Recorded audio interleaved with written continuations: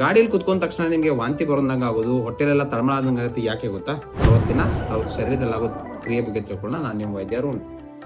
ಗಾಡಿ ಓಡ್ತಾ ಇರುತ್ತೆ, ಆದರೆ ನಮ್ಮ ಕಣ್ಣು ಏನಿರುತ್ತೆ ಒಳಗಡೆ ಸೀಟು, ಮೊಬೈಲು, ಏನೋ ಬುಕ್ಕು, ಇಲ್ಲ ಡ್ರೈವರ್ ಸೀಟು ಇವೆಲ್ಲ ನೋಡಿ ನಮ್ಮ ಕಣ್ಣು ಏನು ಹೇಳುತ್ತೆ, ನಾವು ನಿಂತಲ್ಲೇ ನಿಂತಿದ್ದೀವಿ ಅಂತ ಹೇಳುತ್ತೆ. ಆದರೆ ನಮ್ಮ ಕಿವಿ ಒಳಗಡೆ ಒಂದು ಲ್ಯಾಬ್ರಿಂತ್ ಅಂತ ಇರುತ್ತೆ, ಅದು ನಮ್ಮ ಬ್ಯಾಲೆನ್ಸ್ ಸಿಸ್ಟಮ್ನ ಮೇಂಟೈನ್ ಮಾಡುತ್ತೆ.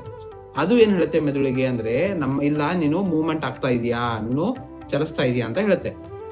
ಅಂದರೆ ನಮ್ಮ ಕಣ್ಣು ನಮ್ಮ ಮೆದುಳಿಗೆ ಬೇರೆ ಸಿಗ್ನಲ್ ಕೊಡುತ್ತೆ, ನಮ್ಮ ಕಿವಿ ನಮ್ಮ ಮೆದುಳಿಗೆ ಬೇರೆ ಸಿಗ್ನಲ್ ಕೊಡುತ್ತೆ. ಎರಡೂ ಸಿಗ್ನಲ್ ಕೊಡೋದ್ರಿಂದ ನಮ್ಮ ಮೆದುಳು ಕನ್ಫ್ಯೂಸ್ ಆಗಿಬಿಡುತ್ತೆ, ಗೊಂದಲಕ್ಕೆ ಹೋಗ್ಬಿಡುತ್ತೆ.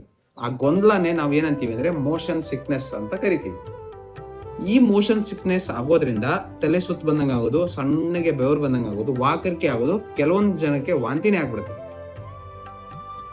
ಇದನ್ನ ಹೇಗೆ ಕಡಿಮೆ ಮಾಡ್ಕೊಳ್ಳೋದು ಸರ್? ಕಡಿಮೆ ಮಾಡ್ಕೊಳ್ಳೋದು ಹೇಗಂದ್ರೆ, ಮೊದಲು ನೀವು ಪ್ರಯಾಣ ಮಾಡುವಾಗ ಗಾಡಿ ಮುಂದೆ ನೋಡಬೇಕು, ಅಂದ್ರೆ ಮಿರರ್ ಹೊರಗಡೆ ನೋಡಬೇಕು. ಪುಸ್ತಕ ಮತ್ತೆ ಫೋನ್ನ ಯೂಸ್ ಮಾಡೋದು ಕಡಿಮೆ ಮಾಡಿ, ಗಾಳಿ ಏನು ವಿಂಡೋ ಇರುತ್ತಲ್ಲ ಅದನ್ನ ತೆಗೆದ್ಬಿಡಿ. ಮತ್ತೆ ನಿಮಗೆ ಜಾಸ್ತಿ ಆಗ್ತಿದ್ರೆ ಮಾತ್ರ ತಗೊಳ್ಳಿ. ಒಂದು ಸ್ವಲ್ಪ ಜನಕ್ಕೆ ಈ ಪೆಟ್ರೋಲ್ ಡೀಸೆಲ್ ಸ್ಮೆಲ್ ಇಂದನೂ ವಾಂತಿ ಬರೋ ಚಾನ್ಸಸ್ ಇರುತ್ತೆ. ಸೊ ಅವ್ರೇನ್ ಮಾಡ್ತಾರೆ, ನಿಂಬೆ ಹಣ್ಣು ಸ್ಮೆಲ್ ಮಾಡೋದು, ಇಲ್ಲ ಬಾಯಲ್ಲಿ ಅಡಿಕೆ ಹಾಕೊಳ್ಳೋದು ಮಾಡಿದ್ರೆ ನಿಮಗೆ ವಾಂತಿ ಎಲ್ಲ ಕಡಿಮೆ ಆಗುತ್ತೆ. ಈ ಥರ ಟಿಪ್ಸ್ಗಾಗಿ ನನ್ನ ಪೇಜ್ ಫಾಲೋ ಮಾಡಿ. ಮತ್ತು ಈ ವಿಡಿಯೋನ ನೀವು ಬಸ್ ಹತ್ತಿದ ತಕ್ಷಣ, ನೀವು ಗಾಡಿ ಹತ್ತಿದ ತಕ್ಷಣ ವಾಂತಿ ಮಾಡ್ತಾರಲ್ಲ ಅವ್ರಿಗೆ ಶೇರ್ ಮಾಡಿ. ಧನ್ಯವಾದ.